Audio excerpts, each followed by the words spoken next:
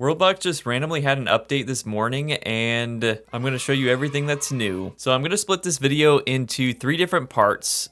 Feel free to skip around, but there's not like too much to cover, so let's just get into it. So first we're going to start off with the quality of life additions. So first off, you can see what people are doing just in the bottom left tab, which is very nice. So you can see Melvin, he's socializing, though it just looks like he's standing in the woods by himself. Moving on, and this might unironically be one of my favorite things of this update. It's so simple, but it's so nice.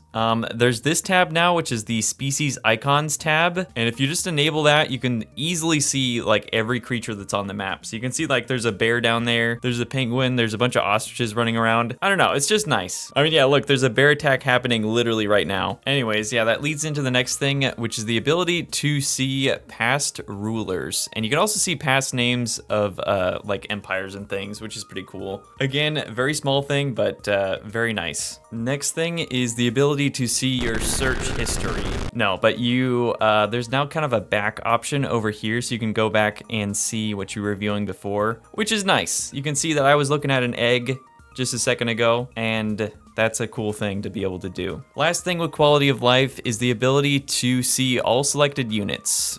Again, a small thing, but kind of nice. So now if I want to select everyone in an empire and make them all jump in a volcano, I know the names of all the people that I'm killing. Okay, number 2 is a few new sapien species. So we have the punkcorns. So those are these freaking punk rock unicorns. You know what? I'm gonna cheat this a little bit. Let's speed everything up so we can actually see all their buildings. So we'll go, yeah, we'll turn all this stuff on. And I want to see what their buildings actually look like. Oh, they're actually kind of cool. They're similar to the Angels buildings a little bit, or at least like these triangle ones are. Oh yeah, they actually have some really dope buildings. I like this with like the little towers, this little swirly thing. Is it a slide? I don't know. It's cool though. And their barracks is also like really cool. On top of that, we also have the Navy SEALs, which just have straight up like military buildings, just military barracks. There's like a helipad on the top of this one. Oh, that's cool with the satellite dish. And then this is probably their like archery range. And whatever that is, I don't know, is that a spaceship? Oh, it's a farm. Okay, it's like an actual silo. It kind of looked like a rocket ship or something. And what do you know, the unicorns already like not only separated from each other, but then declared war on each other. How long has it been? Like 2 years? I just spawned you guys. On top of that, the ghosts got like their own buildings, which are these cool like ghostly structures. They just look like bubbles or something.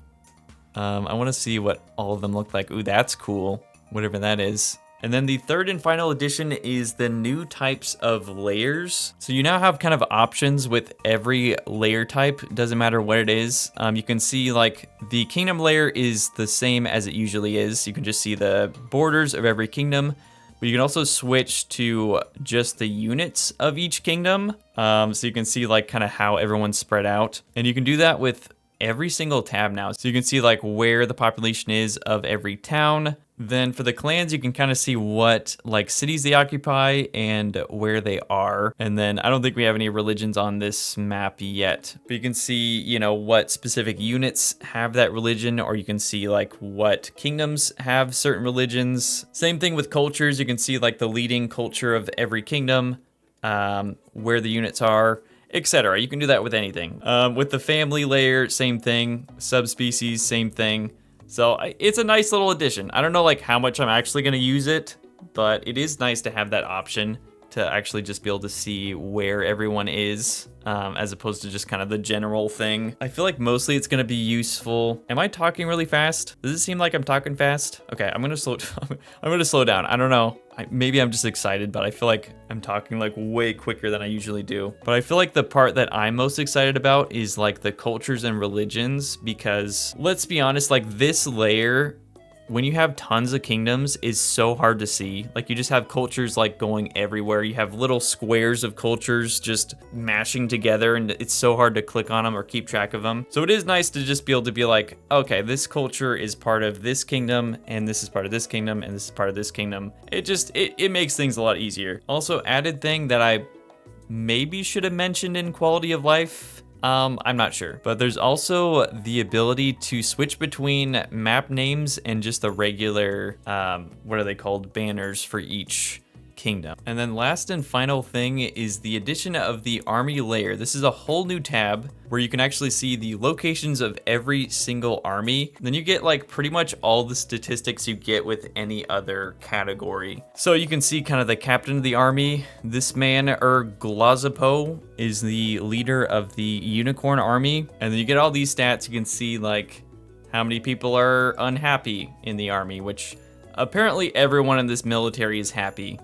That doesn't seem right. Oh, that is actually really cool. You can actually see how many melee units there are versus ranged units. Okay, I'm definitely gonna be using that a lot. Okay, what is going on here? This entire military is all couples. There's only 40 people in the military and 20 couples. So, you know, 2 and 2 together, that's crazy. I guess that's kind of sweet or something. I don't really know. But yeah, I do really like being able to see all these stats.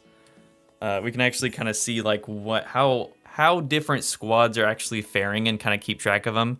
We can also favorite them, so we can kind of like find a squad that we really like and then just kind of follow them to their bitter end. Actually, that's a good video idea. That's what I should do next. And then you get the regular tabs like interesting creatures. We can see all the interesting people here, and population pyramid, see like what age everyone is. There's like one 10-year-old in this military. And we can also look at this graph. It's a nice graph. But anyways, I think I just about covered like everything. I know that there's like a long list of patch notes, just like minor adjustments and different things they fixed, which I'll have to like look over, but it's a lot. I'm not gonna go over it in this video, so. But if there's any like other big additions that I missed, let me know in the comments below, and I'll see you guys next time. I'm excited to try out this new update.